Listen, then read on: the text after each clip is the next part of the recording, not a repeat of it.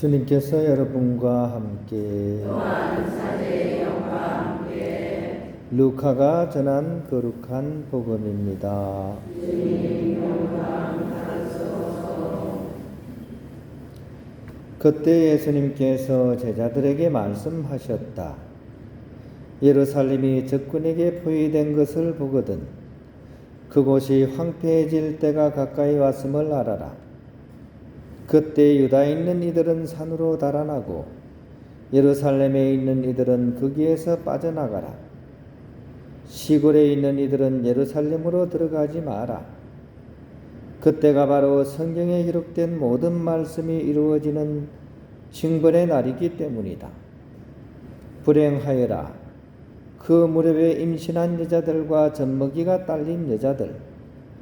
이 땅에 큰 재난이 이 백성에게 진노가 닥칠 것이기 때문이다. 사람들은 칼날에 쓰러지고 포로가 되어 모든 민족들에게 끌려갈 것이다. 그리고 예루살렘은 모든 민족들의 시대가 다 찰 때까지 그들에게 짓밟힐 것이다.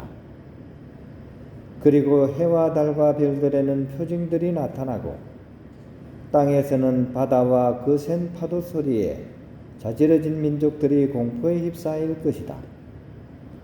사람들은 세상에 닥쳐오는 것들에 대한 두려운 예감으로 까무러칠 것이다. 하늘의 세력들이 흔들릴 것이기 때문이다.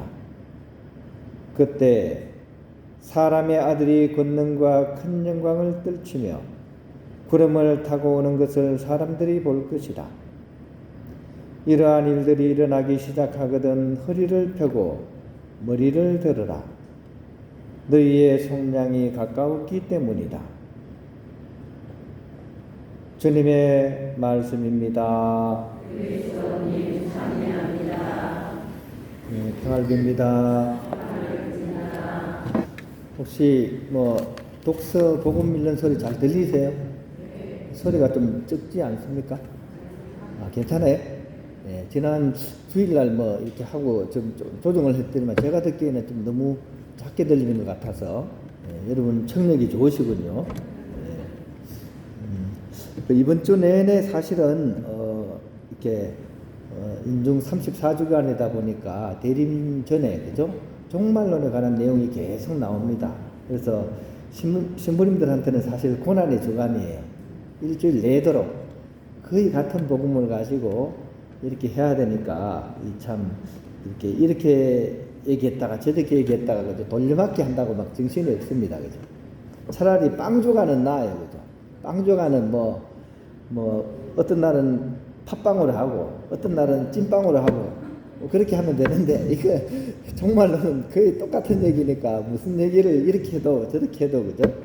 오늘은 좀 약간 신학자의 이렇게 말씀을 곁들여서 한번 오늘 종말론에 대한 얘기를 한번 해보면 좋을 것 같아요.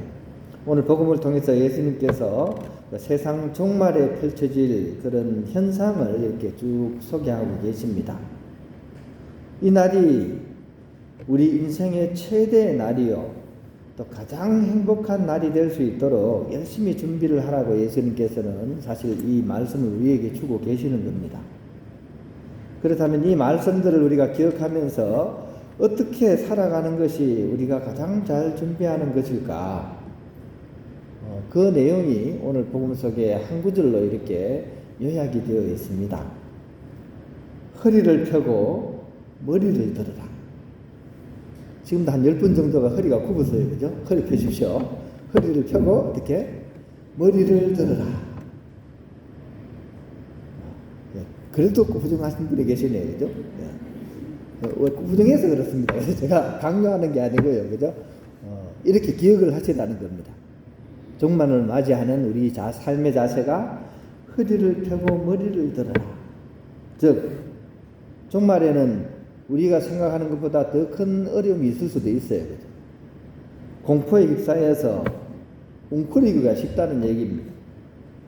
또 숨고 싶어요. 무서움을 보면. 그죠? 근데 숨지 말고 꼿꼿이 서서 눈을 들어 하느님을 바라보라고 예수님께서는 권하시는 겁니다.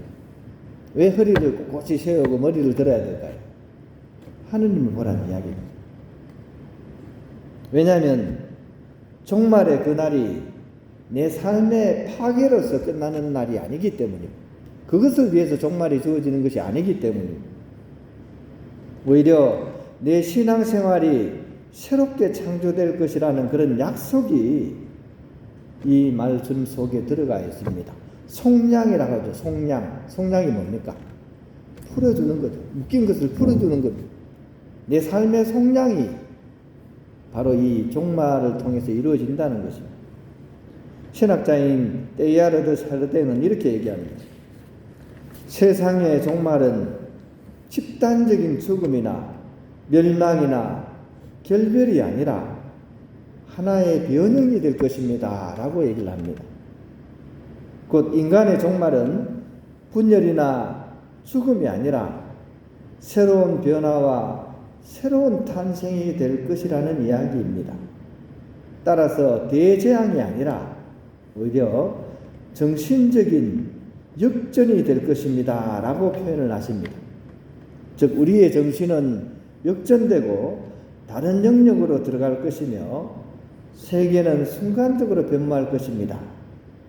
그리고 그것은 하느님 안에서의 희열이 될 것입니다 라고 금세계 제일 유명한 신학자 중에 한 분이 이렇게 표현을 하고 있습니다.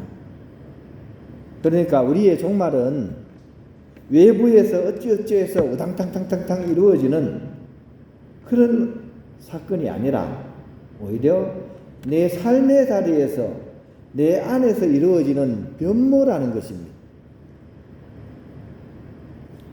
왜냐하면 주님은 먼 미래에서 그렇게 오시는 것이 아니기 때문입니다. 우리가 자주 듣잖아요.